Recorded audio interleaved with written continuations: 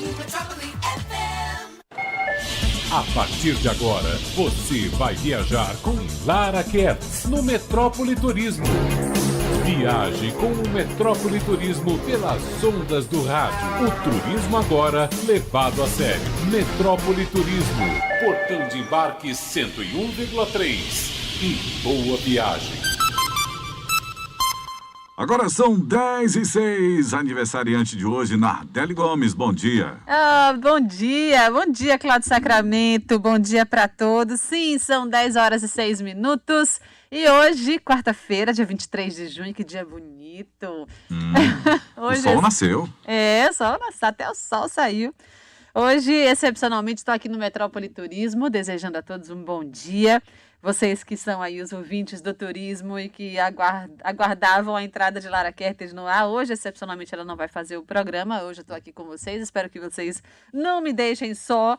Hoje vamos conversar. Daqui a pouquinho vou contar para vocês quem é o nosso convidado do dia. Hoje a gente vai ter aula sobre nossa cidade, sobre 2 bairros específicos da nossa cidade. E adoro. E que bom, vocês estão convidados, participem com a gente, mandem suas mensagens, liguem, entrem no ar. Mandem por WhatsApp, tem várias maneiras de você se comunicar com a gente. Já estamos aqui preparados e no aguardo da participação de vocês.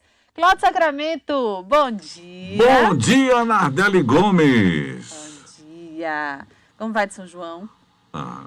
Aquele clima, né? Jeito, né? Daquele jeito, não pode viajar, todo mundo já sabe, né? As restrições, todo mundo já sabe. Então, com todo cuidado, fazer uma canjiquinha em casa, um milhinho, tá? Uma coisinha, né? Um amendoinzinho cozido, um licorzinho. Bem básica, só com o pessoal mesmo de casa. Em casa. E também tá gostoso, faz parte, né? Com certeza. Ano que vem, se bota tiver uma live, João, né? a gente comemora. Uma live lá de forró, tá pronto. Ah, é? É isso aí. Tá bom, Cláudio, nosso ouvinte pode participar do Metrópole Turismo hoje e como? Pode e deve, pelo telefone 35055000. Nosso WhatsApp é o 981553258 e também youtube.com/portal Metro 1, onde estamos ao vivo. Exatamente. E nosso aplicativo? Também. O pessoal já baixou, então? Se não, baixe agora. Exato. Obrigada, Cláudio. Danilo Puridade, bom dia. Ali comandando nossa transmissão pelo youtube.com/portal Metro 1. O pessoal que está no YouTube já acompanhando a gente, já assistindo, obrigada a todos. Já sei que não estou só. O nosso convidado de hoje, Cláudio Sacramento, Danilo e todos os nossos ouvintes, é o professor Murilo Melo, professor e pesquisador. Bom dia, professor Murilo, tudo bem? Bom dia, Nardelli. Como Olha tá? ele. Em primeiro lugar, parabéns pelo seu dia. Obrigada, muito obrigada. Professor Murilo, tem muita gente aqui já na expectativa. Hoje a gente vai ouvi-lo falar um pouquinho sobre 2 bairros da nossa cidade, Boca do Rio e Armação. E a gente vai querer conhecer um pouquinho da história dessa parte tão importante da nossa cidade e que cresce cada vez mais em importância. Queria que você nos contasse um pouquinho. Nesse primeiro bloco a gente vai te ouvir falar, ouvir sua aula para nos contar a história e as histórias da Boca do Rio e também do bairro de Armação. E no segundo bloco, você que está nos ouvindo, pode ir mandando suas mensagens já desde agora, suas perguntas, suas curiosidades. Vamos bater esse papo com o professor Murilo Melo, que está aqui com a gente hoje. E ele, inclusive, entrei no Instagram dele hoje, tem muitas histórias interessantes lá, @Murilo Melo, o Melo com 2 L's, Murilo Melo História. E lá você pode conhecer aí as histórias e as imagens que o professor compartilha com a gente. E hoje ele vai nos ensinar um pouco mais sobre a Boca do Rio e o bairro de Armação. E no segundo bloco a gente traz perguntas para fazer, as minhas e as dos nossos ouvintes também, que já estão convidados, que já podem participar a partir de agora. Professor Murilo, o espaço é seu, o microfone é seu. Muito obrigada por ter topado o nosso convite aqui hoje. Vamos conversar um pouco. Eu que agradeço, estou sempre disponível. Os convites de vocês, é sempre um prazer estar aqui. Vamos lá. A história da Boca do Rio e do bairro do Jardim de Armação se confundem, né? São bairros, hoje em dia, separados, mas que durante boa parte da história não houve essa distinção, né? Vamos retroceder um pouquinho no tempo e vamos situar as pessoas na construção dessas localidades, né? A construção, pelo menos, humana, que é o que a história se incumbe de estudar, né? A história, a disciplina, estuda, sobretudo, a presença humana na Terra. Então, vamos lá. O bairro da Boca do Rio e o bairro de Jardim Amação, eles começam junto com a história do povoamento, né, lusitano português aqui no Brasil e na Bahia, né? Portugal, entre aspas, né, entre várias aspas, né, vai descobrir, entre aspas, o Brasil oficialmente em 1500, né? Tem a historiografia diverge, né? Alguns afirmam que foi em 1498, através de Duarte Pacheco, né? Oficialmente, né, a historiografia precisa de marcos fundadores, tem como marco fundador para muitos a chegada de Pedro Álvares Cabral, que não foi em Salvador. Vários alunos meus confundem. Geralmente as pessoas me perguntam, não foi em Salvador, foi em Porto Seguro, que nem pertencia à capitania da Baía de Todos os Santos. Porto Seguro é uma outra história, era uma outra capitania que no século XIX passou a pertencer à Bahia, ou seja, Porto Seguro nunca foi Bahia, né? Passou a ser Bahia somente no século XIX. Então Cabral chegou no sul da atual Bahia e o Brasil vai levar 30 anos para começar a ser povoado, para ter um projeto de colonização, né? As atenções de Portugal estavam todas voltadas para as Índias, onde tinha um comércio de especiarias, onde era mais vantajoso, né? O Brasil, essas terras daqui, como eles chamavam de Novo Mundo, não tinha um comércio tão atrativo quanto as especiarias indianas, que tinham um valor de mercado muito maior. Então, a colonização efetiva, o projeto, só vai se iniciar em 1530, né, com Martim Afonso de Souza, em São Vicente, em São Paulo, né, a primeira vila do Brasil é em São Vicente. Salvador vai ser a primeira cidade, que é algo mais potentoso, que tem um outro gabarito, né? Salvador vai ser a primeira cidade em 1549. Mas antes da gente se tornar cidade, a gente foi entregue, né, a capitania da Baía de Todos os Santos, né, o seu recôncavo, foi entregue a um capitão donatário, que é Pereira Coutinho. E aí começa a ocupação efetiva portuguesa nas nossas terras, visto que houve uma ocupação de povos originários, né, aqui, né, dos povos indígenas, né, popularmente ditos, né, assim. Pois bem, a partir desse momento da ocupação portuguesa é que a história da Boca do Rio vai começar a ter uma participação efetiva humana naquela região. O que era a Boca do Rio nos primórdios? Quando Portugal começou a ocupar o Brasil, quando Portugal desenvolveu o projeto de capitanias hereditárias, uma capitania hereditária ela era muito extensa e era impossível, né, um capitão donatário conseguir dar conta de todo aquele território que ele recebia, que muitas vezes poderia ser maior o território que ele recebeu do que o seu país, visto que Portugal é um território, de uma maneira comparativa, em relação ao tamanho do território brasileiro, muito pequeno, né? Muito pequeno mesmo o território português. Então é impossível um capitão donatário dar conta disso tudo. Então o que se fazia, né? Ele atraía investidores, pessoas que tivessem capacidade financeira de investir na sua terra, né? Seria bom para todos. E aí houve uma política de doação de Seis Marias. Então a Boca do Rio começa sendo a Seis Maria. Seis Maria é o quê? Um extenso, né? Um grande pedaço de terra doado pela coroa portuguesa, né? Boca do Rio vai ter, ao longo da história, três grandes seismeiros, vamos chamar aqui de proprietários, né? Ela vai passar pela mão de três pessoas. Primeiramente, por Garcia d'Ávila, que é um filho não reconhecido de Tomé de Souza. Tomé de Souza é o primeiro governador do Brasil, né? O vice-rei, né? O primeiro governador geral do Brasil, o primeiro vice-rei da nossa história, vai ser responsável pela fundação da cidade de Salvador, né? Então, Tomé de Souza tem toda essa importância. Ele tem um filho, Garcia d'Ávila, que vai receber essas terras, né? Ele não foi batizado com o nome, com o sobrenome do pai, por questões de doação de terras, do regimento, né, da coroa portuguesa. Então, ele vai entrar para a história como esse filho ilegítimo e vai ser um dos primeiros proprietários daquela região. Bom, Tomé de Souza, que vai doar a terra para o seu filho Garcia d'Ávila vai trocar suas terras e vai constituir a sua Seis-Maria como base Praia do Forte, que era chamado da enseada de Tatuapara, né? Enseada de Tatuapara é o nome oficial o nome primordial de Praia do Forte. Lá ele vai construir o seu castelo, né? Que vai ficar conhecido como o Castelo da Torre, né? A Casa da Torre.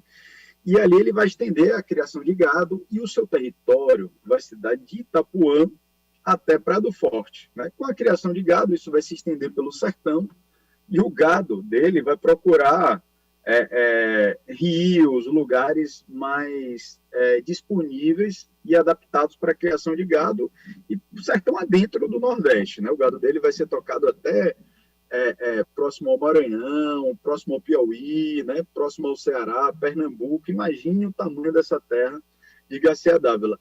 E a terra que um dia foi de Garcia Dávila será trocada, passará pelas mãos também dos beneditinos, né? Os beneditinos ficarão durante um tempo como proprietários da terra do Boca do Rio, até que ela vai ser doada por um homem extremamente importante para a história do Brasil e muito desconhecido, né?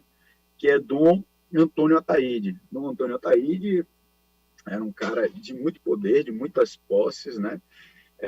Vários cargos e funções, né? Destinados para com Portugal. Ele vai morar nas Índias, né? Várias campanhas militares, político, militar, experiente, comerciante. Dom Antônio Ataíde vai se transformar no Conde de Castanheira, e ele vai ficar com essa terra.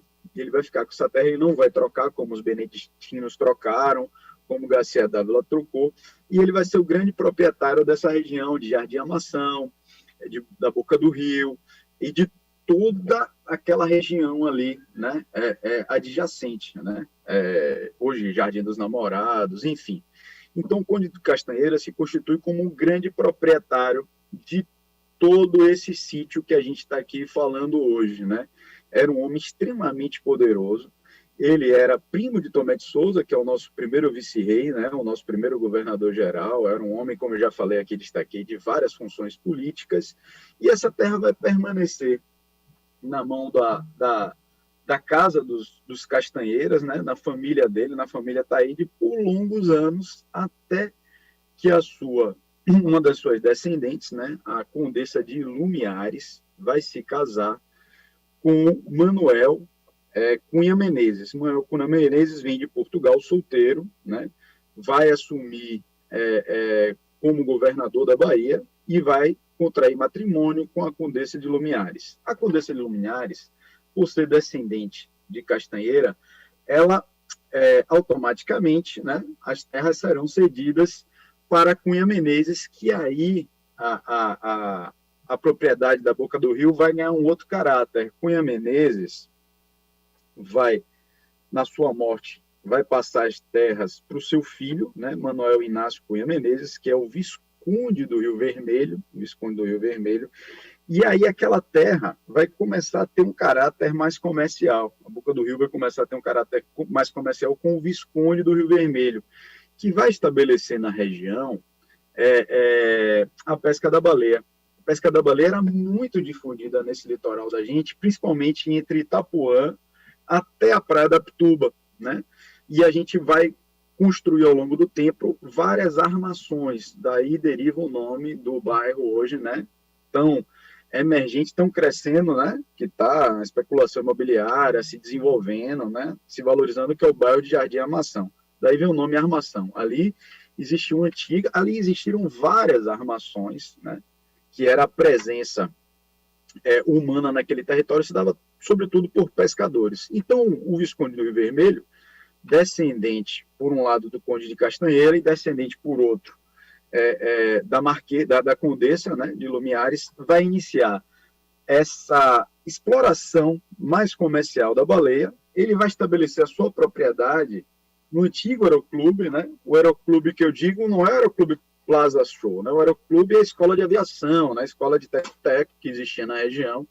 E ali tinha a sua potentosa casa em frente à praia, e ele desenvolveu essa produção do óleo de baleia na Casa de Pedra, na antiga Casa de Pedra, tanto falada pela nossa historiografia. A Casa de Pedra fica hoje muito próximo do restaurante Iemanjá ali, né?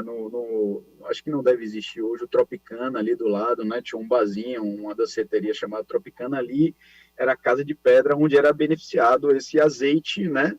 Do cetáceo, né? Da baleia, era beneficiado para iluminação pública, né? A iluminação pública da gente era o combustível, sobretudo, era o óleo, era o azeite.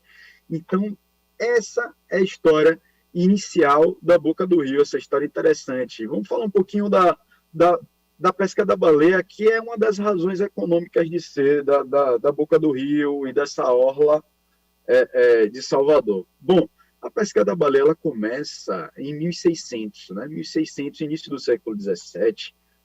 Dois bascos, né? Dois espanhóis da região basca, eles vão arrendar por 10 anos essa pesca de baleia. E aí, os nativos, né, os colonos que aqui viviam, eles vão aprender as técnicas, né, e depois de 10 anos o contrato vai acabar e a gente vai desenvolver essa cultura da pesca da baleia nessa parte do nosso litoral, principalmente em Itapuã, Boca do Rio, Armação, e isso vai gerar uma economia significativa para Salvador, né? Salvador não vivia só de cana-de-açúcar, como a gente aprendeu nos tempos idos da escola, dos bancos escolares. Salvador vivia de plantações, de outros produtos, né? Não existia uma monocultura da cana-de-açúcar, apesar da cana-de-açúcar sempre ter sido o principal produto colonial brasileiro. Teve uma época áurea do ouro mais tarde, mas o açúcar vai se configurar como um grande produto de exportação e da economia brasileira, sobretudo do nosso recôncavo, né? Que é a região maior produtora de açúcar, assim como Olinda, Pernambuco. Então, a nossa história da Boca do Rio está relacionada, sobretudo, à Seis Maria, à pesca da baleia, às armações que a gente falou, né? A família Cunha Menezes vai ser proprietária dessas terras por um longo tempo, né? Tinha a armação, né, de baleia, de pesca de baleia, de peixes da família Cunha Menezes, e tinha de colonos que ali viviam também, que tinham suas armações menores, né? Posteriormente, essa armação de Cunha Menezes vai ser, principalmente no final do século XIX, início do século XX, vai ser conhecida como armação do Saraiva, né? Saraiva ele vai adquirir essa propriedade da família Cunha Menezes e vai estabelecer ali a sua armação, que vai ser o ponto de referência quem passava pelaquela região, a armação do Saraiva.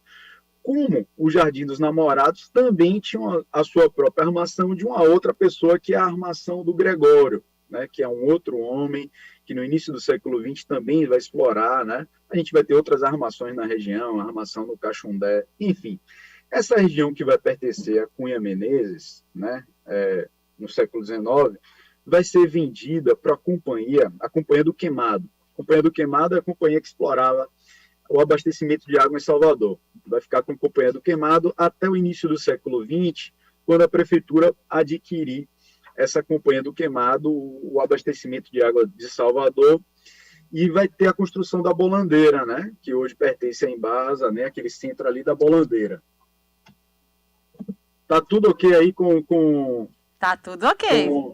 Tá tudo ok, né? Estamos te vendo e te ouvindo bem. Eu vou falando aqui, eu não paro mais, viu, Vai seguindo. Estou anotando aqui, tem um monte de gente mandando pergunta, também estou com minhas dúvidas registrando aqui. A gente segue até mais 5 minutinhos para a gente ir para o intervalo e na volta a gente vai prosear.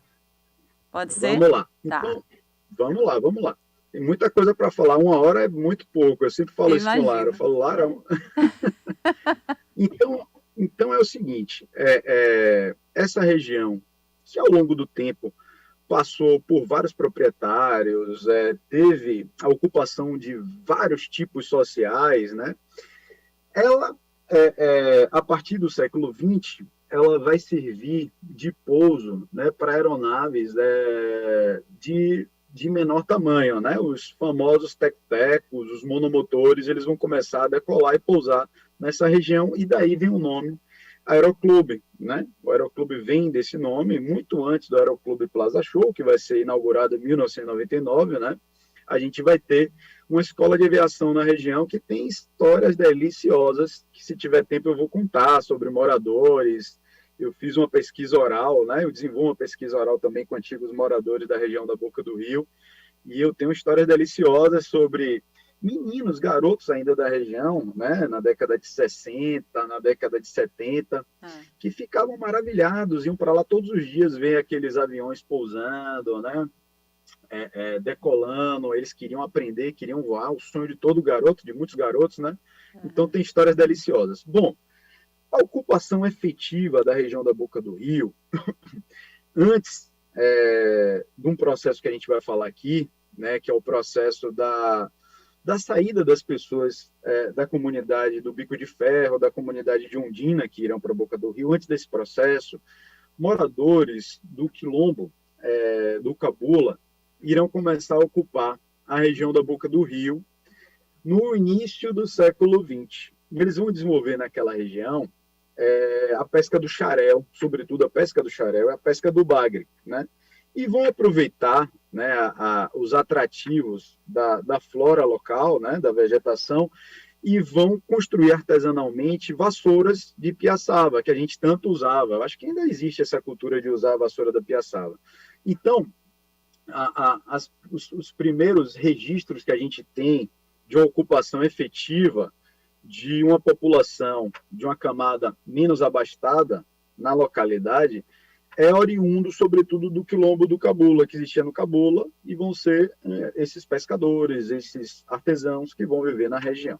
Bom, a partir da década de 60, né, final da década de 60, vai existir uma especulação imobiliária na nossa região litorânea, né? A nossa região litorânea, ela tinha um outro caráter até a década de 60. Ela não era vista como um território de alto valor aquisitivo, de potencial turístico, né? Você vê que a elite de Salvador vivia geralmente em regiões mais elevadas, né? Graça, Corredor da Vitória, no Rio Vermelho, que era um arrabalde, que era bem longe da cidade, já existia ocupação no Rio Vermelho. A ocupação inicial no Rio Vermelho vai se dar na Cardeal da Silva, né? E essa região turística que a gente entende hoje, compreende como um filão, como um território importante para Salvador, era ocupado por uma camada menos abastada, por pescadores, e vai ter um remanejamento dessa população em Ondina, né? Em Ondina, onde a gente teve o Circo Troca de Segredos. Não sei se você conheceu o Circo Troca de Segredos, Nardelli. Não. Onde hoje tem...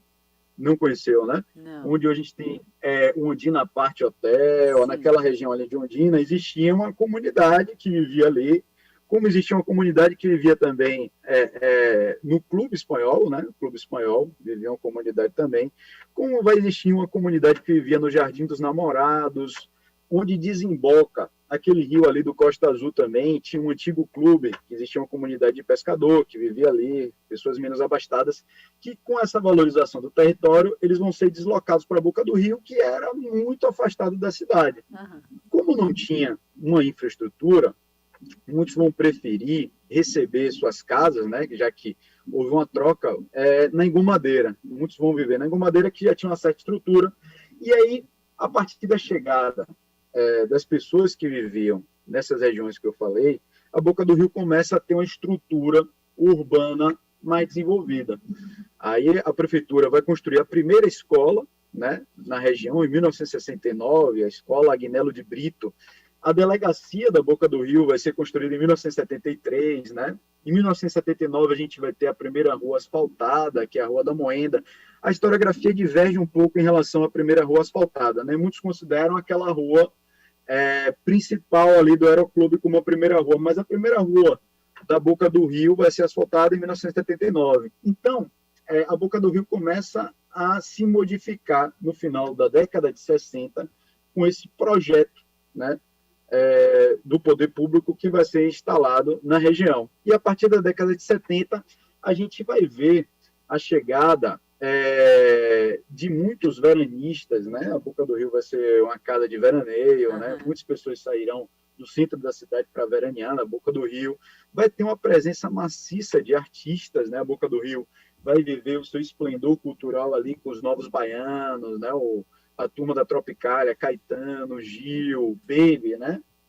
Que vai se configurar no grupo, né, na geração dos novos baianos, também vai viver muito naquela região. Zizi Posse, né, a nossa cantora Zizi Posse. Luiz Melodia, inclusive, vai se fixar, né, na região da Boca do Rio, e a gente vai ter ali na Boca do Rio, na sua praia, um sítio que vai ser chamado de Praia dos Artistas, né, pela frequência dessa turma que a gente está falando aqui agora, né? Então, a frequência dessas pessoas na Boca do Rio, que paravam para curtir o lugar, era o lugar da moda da época, o lugar onde você tinha uma maior liberdade de comportamento, né? Ali onde hoje, quase onde desemboca o rio, né? Que leva o nome do bairro, né? O Rio das Pedras, né? Um pouco mais à direita era a Praia dos Artistas. E ali vai ter uma barraca famosa, lendária, que é a barraca de Aloysio, né? Aloysio é um sujeito muito importante dentro da história da Boca do Rio. Ele chega em 1973, né? Vindo de Conceição do Almeida, e vai estabelecer ali, vai começar a vender cerveja, enfim, refrigerante. Depois ele vai colocar uma lona amarela. E aí que a barraca vai ter um boom, a barraca de Aloysio, né? A lona tinha um buraco que você dava para ver o céu, inclusive, né? E aí Rona Scott, que é músico baiano, né? Super conhecido, ele vai apelidar a barraca dele de Yellow Sky, céu amarelo. Inclusive, Aloysio vai ganhar alcunha de Aloysio Sky por causa da barraca. Então, vai ser super bem frequentada e vai ser muito importante para a construção da cultura soteropolitana e para a cultura nacional, né? Você veja que o movimento tropicalista, mais tarde o movimento encabeçado pelos Novos Baianos, eles vão falar muito sobre a cultura, sobre a ética, sobre os costumes, né? Sobre a musicalidade, sobre o comportamento baiano e brasileiro no final da década de 60, na década de 70. Então, imagine a importância cultural e a efervescência que era a Boca do Rio, né? Vai ser fundado uma vila de artistas, né? Enfim, ou de pessoas que transitavam nesse meio, que é a Vila Nair. Muitos irão morar na Boca do Rio, como a gente falou aqui, de artistas. Então, a Boca do Rio, na década de 70, vai ganhar essa efervescência muito interessante cultural, né? Bom, o topless, né, era praticado na Boca do Rio. Então tinha uma certa liberdade, uma certa mudança de paradigma comportamental na Boca do Rio na década de 70. E isso vai ser muito interessante para a configuração dessa localidade, né? Mais tarde a gente vai ter outras personalidades também interessantes da Boca do Rio, como o famoso Pimentinha. Não sei se você frequentou o Bar do Pimentinha, que abria às segundas-feiras, né? Sim. Chegou aí no Pimentinha? Não, nunca fui, mas conheço muito. De ouvir falar, sim. Você adentrava, era recebido pela grande figura proprietária, né? E aí você recebia um banho de folha, né? Enfim, tinha toda a liturgia, todo o ritual, e o Pimentinha era um dos únicos bares em Salvador que abria segunda-feira e vai trazer, agregar mais valor ainda à região da Boca do Rio, que tem os seus subdistritos também. A Boca do Rio tem essa parte da orla, que a gente se concentrou, né? Mas tem outras localidades dentro da própria Boca do Rio, né? Como a Baixa Fria, né? Era um lugar de brejo, né? Tem o Alto do Cajueiro, né? Devido à presença, né? de tantos cajueiros na região, como tem o Curralinho. A história da Boca do Rio, por ser associada muito a Seis Maria, a criação de gado, tem a estrada do Curralinho, e a Boca do Rio antigamente era chamado de cocheira, né? Eu acho que poucos baianos devem saber disso, devido à presença de gado, devido à presença de cavalos, né? De muares, né? De jegues na região. Como a Boca do Rio sempre foi um lugar muito aprazível, de uma beleza natural estonteante, né? Lagoas, Lagoa do Frades, o próprio Rio das Pedras que vem desembocar. Então sempre foi esse paraíso, né, contado pela historiografia, por aqueles que viveram aquilo. E não é só a Lagoa dos Frades que existia, tinha outras lagoas que serviam de banho para os cavalos, para os jegues. Então o nome das localidades da Boca do Rio sempre está associado à criação desse gado que Sim. existiu na região. Aham. Então é um lugar de uma história fabulosa, de uma história riquíssima. Ô, professor, olha, a gente vai fazer o seguinte, aproveitar sua pausa para tomar um gole de alguma coisa nessa caneca do Bahia, para dizer que a gente vai fazer uma pausa para o intervalo comercial. Tem um monte de mensagens aqui, de perguntas dos ouvintes, minhas também. E na volta a gente continua falando, mas aí com a intervenção da participação do pessoal que está ouvindo, acompanhando, assistindo, parabenizando aqui pela sua fala. É bem rápido o nosso intervalo. A gente está hoje com o professor e pesquisador Murilo Melo e a gente volta já. Até mais. Você está ouvindo Metrópole Turismo, um voo direto sem escalas com Lara Kertz. O turismo levado a sério. A rádio da cidade. Metrópole FM. Não é pra me gabar não, mas Salvador trocou. Somos a capital que mais vacina no Brasil. Já são mais de 1 milhão de doses aplicadas. Quando a vacina chega, já tá tudo nos conformes. É vacinação no drive-thru, nos pontos fixos, vacinação em casa, véi. Tem até mutirão e hora marcada. E tem mais uma coisa, né, pai? Aquela alegria que só tem na nossa city. Salvador, meu país, Prefeitura de Salvador. O amor emociona, move, envolve, conecta. O amor inspira Love Stories. No mês dos namorados, compartilhe emoção e prêmios. Promoção O Amor Conecta SDB. A cada R$300 em compras no Shopping da Bahia, você ganha 2 números da sorte para concorrer a 5 kits com 2 iPhone 12, 2 Apple Watch e 2 vouchers de R$1.000 do SDB Online. Aproveite! De 1º a 29 de junho no Shopping da Bahia, o amor conecta. A SBI não é a melhor porque apenas oferece o melhor atendimento, ou porque mantém as características originais do veículo, ou por causa do alto investimento em tecnologia. A SBI Blindagens é a melhor porque faz tudo isso com um único objetivo: colocar a sua segurança e a de sua família em primeiro lugar. Agende agora a sua visita. 3379-8001. Já imaginou ter tudo o que mais gosta num só lugar? Então venha conhecer o Terraço Cabula. 2 e 3 quartos com lazer completo, espaço coworking e o incrível rooftop com vista panorâmica no melhor do Cabula. Visite estande no local e aproveite as condições especiais. Se preferir, utilize o nosso drive-thru e faça uma visita guiada, sem sair do carro. Terraço Cabula, o mais novo sucesso da BRL Incorp, espera por você. www.terraçocabula.com.br. Ô véi, imagine só, quando essa Covid se picar, poder prestar de largar as palavras bonitas, chamar todo mundo pra assar uma carne. Juntar fainho, maninha, voinha, até cunhado chato tá valendo. Mas, pra isso acontecer, a gente tem que se ligar no que faz hoje. Bote a máscara, velho. Pare com essa onda de aglomerar. Não dê mole pra Covid não, viu? Prefeitura de Salvador.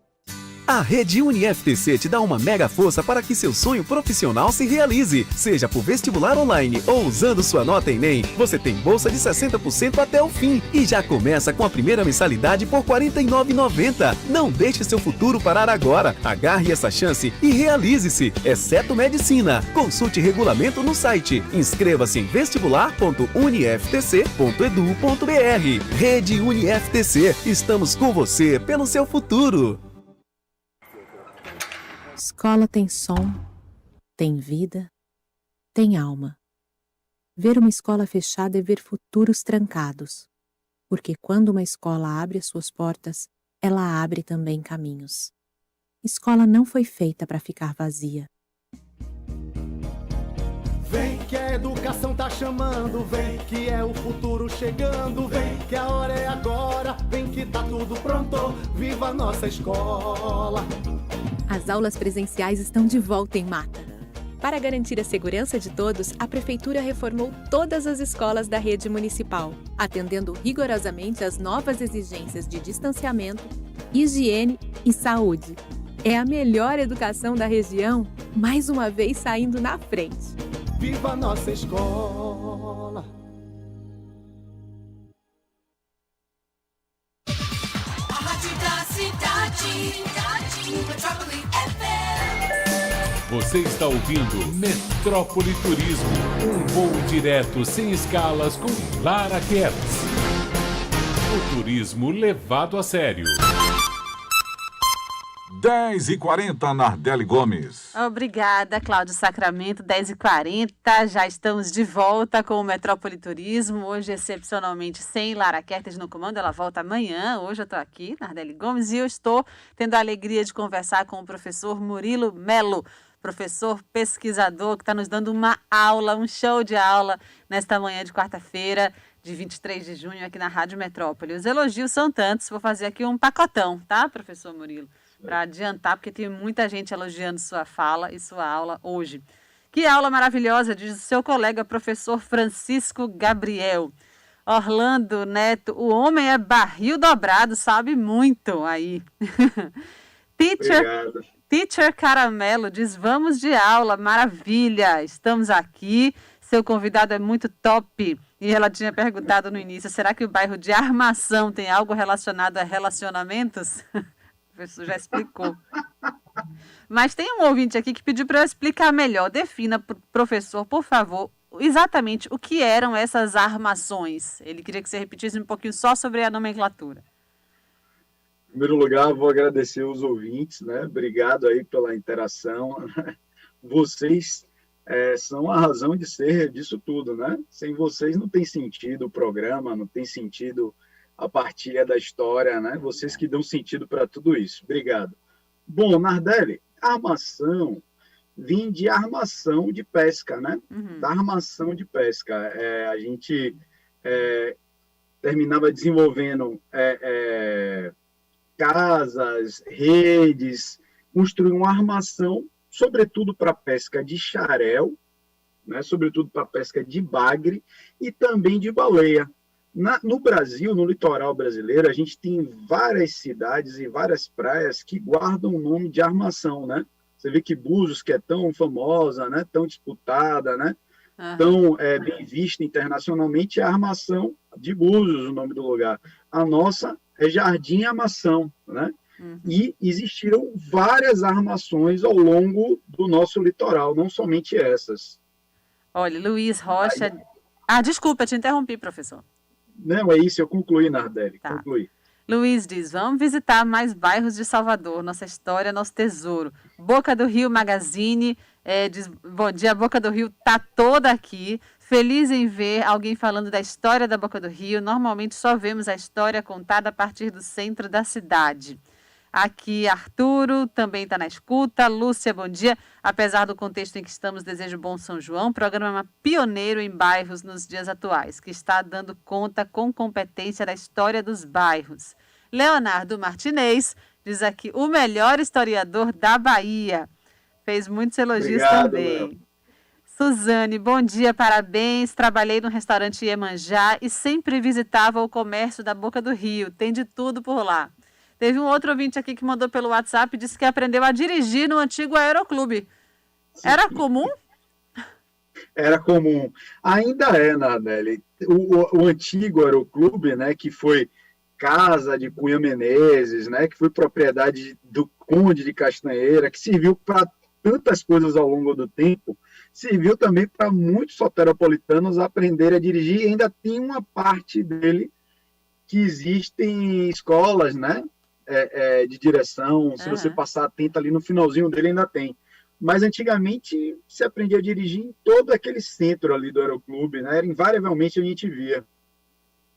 Legal. Nardelli, se você me permite, sim, por né, favor. o nosso tempo é tão parco, tão curto, eu queria falar uma curiosidade que poucos baianos devem saber, né? Antigamente a gente não tinha concepção de bairros, né? Era uma outra concepção, que era a concepção de freguesias, né? E a Boca do Rio, vocês sabem a que freguesia pertencia? Eu duvido que algum baiano saiba, eu acho muito difícil, né? Não. A Boca do Rio, ao longo do tempo, ela sempre pertenceu a uma freguesia muito famosa na nossa história, que falam que ela é uma cidade dentro da própria Salvador, que é Brotas. Sério? Nossa Senhora de Brotas, né? Nossa Senhora de Brotas, a corruptela aí de Grotas, de Gruta, Brotas, né? Ela está incólume ali no centro de Salvador, né? Estendendo seus tentáculos para quase todos os bairros. Brotas faz ali vizinhança, ela ia até a Boca do Rio. A Boca do Rio era o limite da freguesia de Brotas. Ela ia até a Boca do Rio, sempre pertenceu a Brotas, né? Imagine o tamanho que era Brotas. Brotas hoje é grande, imagine nesse período que Brotas ia até a Boca do Rio. Naquele... em tempos idos, né, no passado, a gente tinha poucas freguesias, eram poucos bairros, né? E um dos principais não tinha como não ser Brotas, né? Ela se estendia até o nosso litoral e assambarcava ali a Boca do Rio, assambarcava ali todo aquele território, né? O Rio Vermelho também pertencia à freguesia de Brotas, né? A Santa Luzia ali onde é o Horto Florestal, sim, né? E ali tudo sempre pertenceu à freguesia de Brotas. Então esse era o tamanho de Brotas. Isso. Só para as pessoas terem noção de quem acha que Brotas hoje é gigantesca, já foi muito maior. É verdade, é verdade. Professor, a gente está conversando com o professor Murilo Melo. Há pouco uma ouvinte aqui mandou mensagem, disse, poxa, que lindo, maravilhoso ouvir mais sobre a nossa história. Foi Denise.